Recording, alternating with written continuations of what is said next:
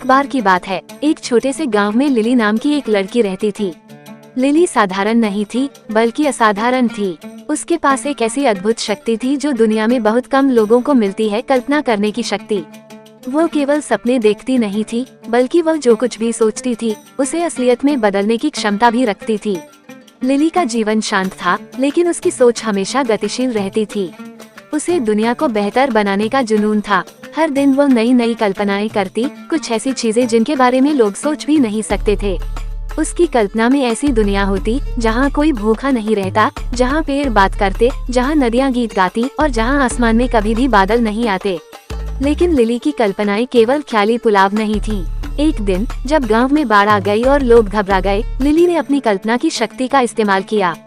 उसने अपनी आंखें बंद की और एक शांत नदी की कल्पना की, जहां बाढ़ का नामो निशान नहीं था। कुछ ही पलों में पानी का स्तर घटने लगा और गांव एक बार फिर सुरक्षित हो गया। लोगों ने इसे चमत्कार माना, लेकिन लिली जानती थी कि ये उसकी कल्पना की शक्ति थी।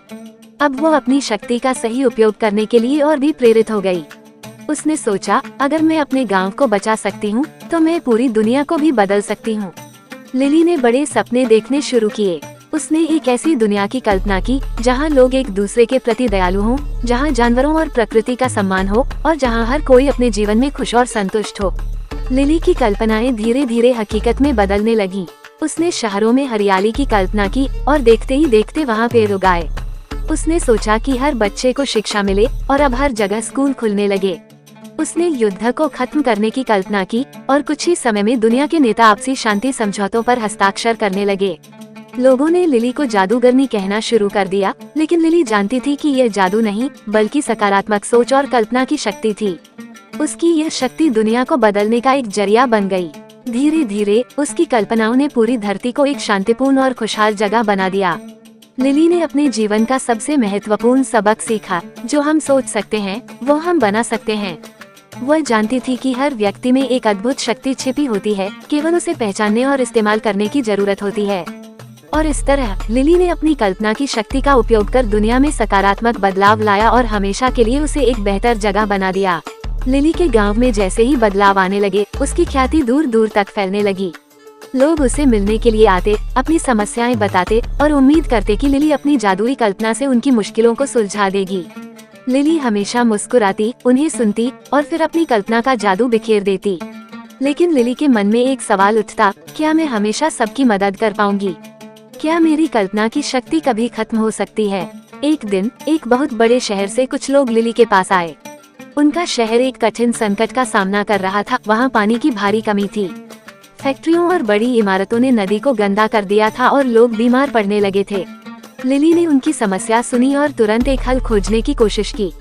लेकिन इस बार उसकी कल्पना काम नहीं कर रही थी।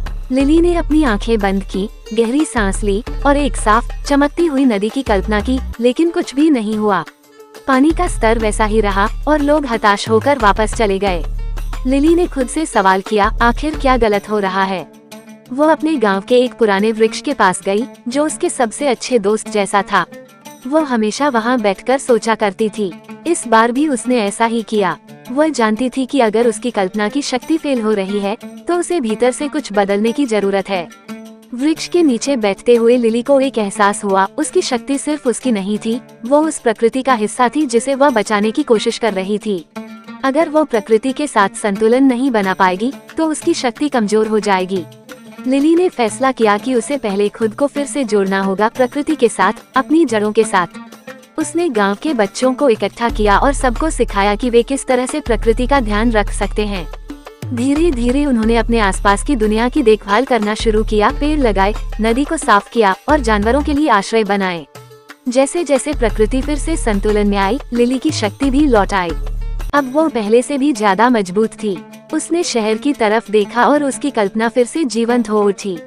उसने नदी के साफ पानी की कल्पना की और देखते ही देखते वहाँ पानी साफ हो गया, पेड़ हरे भरे हो गए और शहर की हवाओं में फिर से ताजगी आ गई। लिली ने सीखा कि कल्पना की शक्ति तभी सही काम करती है जब हम उसके स्रोत को समझे, हमारा पर्यावरण, हमारे आसपास की दुनिया और हमारे भीतर की शांति। ये शक्ति तब तक जादू की तरह काम करेगी जब तक हम इसे सही दिशा में उपयोग करेंगे। अब लिली का मिशन सिर्फ दूसरों की मदद करना नहीं था, बल्कि उन्हें सिखाना भी था कि वे खुद अपनी कल्पना की शक्ति को कैसे जगाएं। उसने बच्चों को प्रेरित किया कि वे बड़े सपने देखें और बड़ों को सिखाया कि हर समस्या का हल उनके भीतर है, बस उन्हें अपनी कल्पनाओं को सही दिशा देनी है। लोगों ने धीरे धीरे ये समझा कि लिली की शक्ति सिर्फ कल्पना की नहीं थी, बल्कि उसके दिल की करुणा और उसकी आंतरिक शांति की भी थी। उसका सबसे बड़ा संदेश यही था, दुनिया को बदलने के लिए हमें खुद के भीतर बदलाव लाना होगा। और इस तरह लिली का जादू हर दिल में फैल गया। लोग खुद अपने जीवन में बदलाव लाने लगे और दुनिया एक बेहतर, अधिक प्रेमपूर्ण और शांतिपूर्ण जगह बन गई। लिली ने साबित कर दिया कि कोई भी असंभव नहीं है, बस हमें अपनी कल्पना और दिल की शक्ति को एक साथ मिलाना होगा। लिली का सफर अब खत्म नहीं हुआ था, बल्कि यह एक नई शुरुआत थी, जहां वो और भी अधिक लोगों को सिखाने के लिए तैयार थी कि कैसे अपनी कल्पना को एक सशक्त साधन बना सकते हैं, न केवल अपने लिए बल्कि पूरी दुनिया के लिए। लिली अब एक नाम से बढ़कर एक प्रेरणा बन चुकी थी, एक प्रतीक जो हमें सिखाता है कि कल्पनाएं केवल सपने नहीं होती, वे हकीकत भी बन सकती हैं।